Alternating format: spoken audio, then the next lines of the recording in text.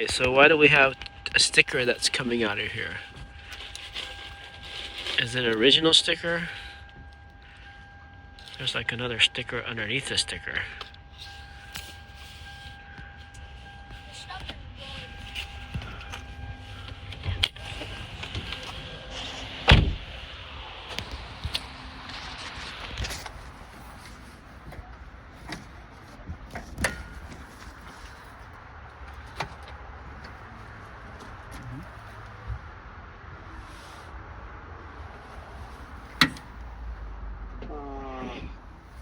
So the question is, where's all the emissions labels?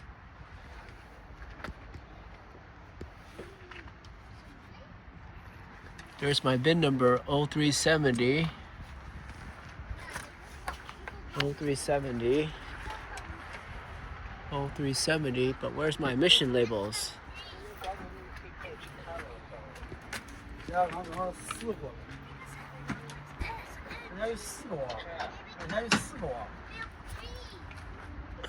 So we don't even know if it's a California car or did it get into a fender bender?